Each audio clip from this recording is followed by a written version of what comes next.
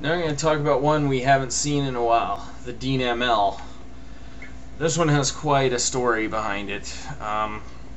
This guitar is the whole reason I don't go to Guitar Center anymore. Well, not really. It's kind of representative of that reason, more appropriately.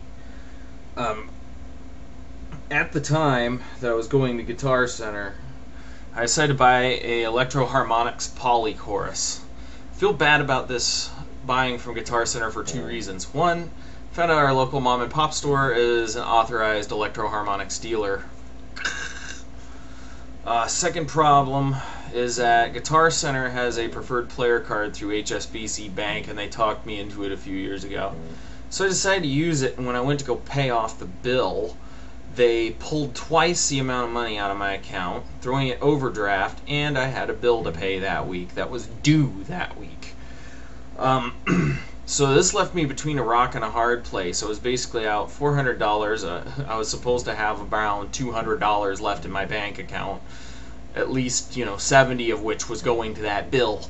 So as a backup plan, I took this and decided to buy it on the card as collateral if I couldn't figure out another way to pay off the bill, and use this as collateral. My plan was I was going to take this guitar, buy it, and I was going to sell it to a pawn shop or whatever I could do. Even temporarily, if I started to get feelings for it again, I could always get it back. But the real idea was to get a money loan off of this guitar somehow, or use this guitar to make the money to pay the bill somehow, because it was just the amount that they took out of my damn account. So I went out and bought the Dean. It wasn't one of those things that was just blind where I was like, hey, there's a guitar that costs such and such.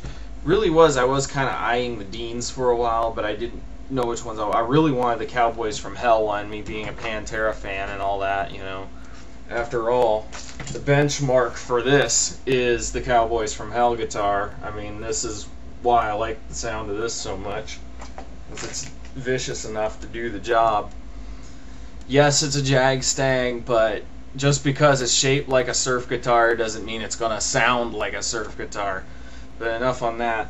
I bought the Dean also not just because of Dime, but because of Elliot Easton. Elliot Easton of the Cars used these, particularly when Panorama and Candy O were out. Panorama being one of my favorite albums. He's holding one on the back cover like this. You've probably seen he's like standing on the back cover like this with it.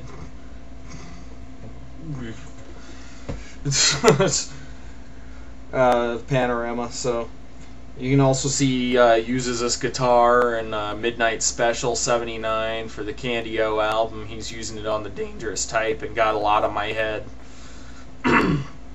This one's much closer to Elliot's guitar than it is to Dime's, that much is for sure. It's got the hardtail, Tune-o-matic, standard Gibson wiring, 2 volumes, 1 tone. It's got these knockoff no-name Zebra humbuckers in it. It's got a neck that surprisingly has a lot of flame to it, so for such a cheap instrument it looks nice. These Grover tuners that don't hold a tune for shit. Which is kind of surprising, because Grovers used to be the de facto upgrade tuning machine back in the 80s. Now it's like they've become crap. However, it must have been fairly recently too, because as you'll see in my Epiphone video, they're not bad on my Epiphone. I don't know why, but it's just this particular Dean has a bad set of Grovers on it or something. It's got the Dean sound to it pretty much.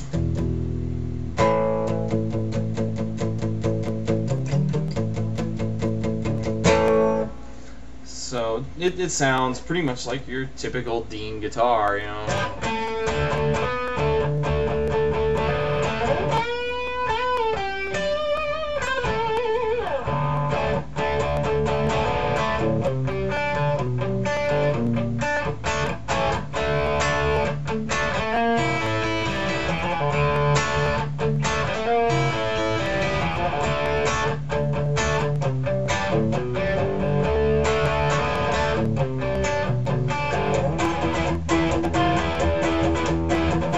And you can hear a few of the tuning demons that are getting to this thing. I mean,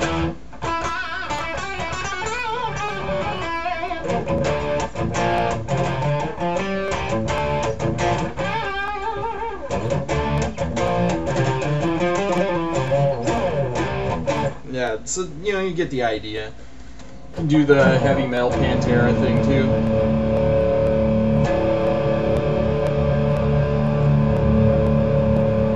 Turn down the bass, a little more treble.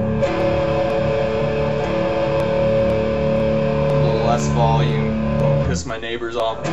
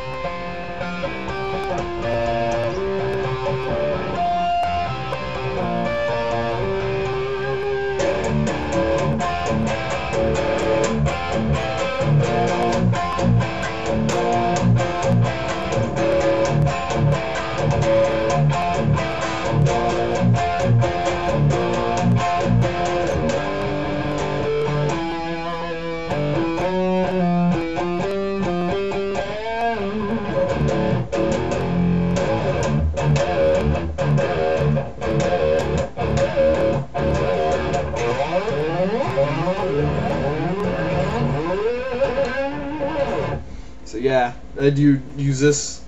I haven't really used this guitar that much yet. To tell you the truth, I still have some bonding to do with it. I have some plans coming up for it and modifications too. I'm thinking about blacking out more of it, putting more chrome on it, less of this zebra 70s looking stuff, make it look a little more vicious. Some other changes, I'm thinking about possibly working on the fretboard, getting the fret stressed a little better so that it has lower action and plays faster, which would be a real benefit because this thing's got a big, fat, chunky neck on it. Another change, new tuning machines, probably going to put a set of Tone Pros with the, probably Gibson style Tone Pros with the slots in the top like Fenders have. That's what I like. I'm really tempted to put a vibrato on this. There's even a part of me that wants to put a Mustang vibrato on here. A Dean with a Mustang vibrato. Now that's sacrilege, but it would be fun as heck. But yeah, I kind of like. I pretty well like it. It's just the tuning issues are kind of ticking me off. Of course, I probably haven't intonated it yet, which I probably should do, since it hasn't quite been broken in yet. So maybe I should play this one some more. Other than that, I mean, it's pretty nice.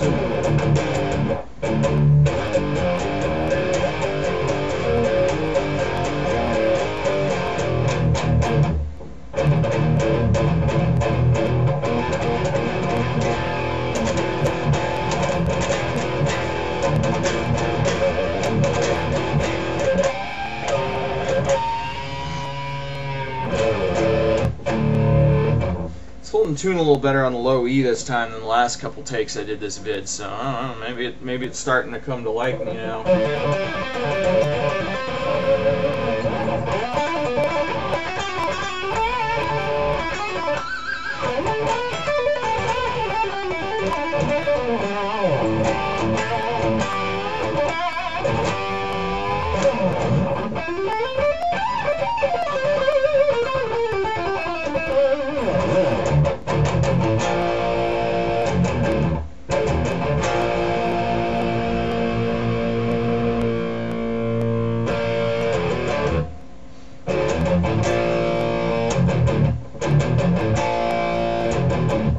Cool new riff. Maybe I should use that.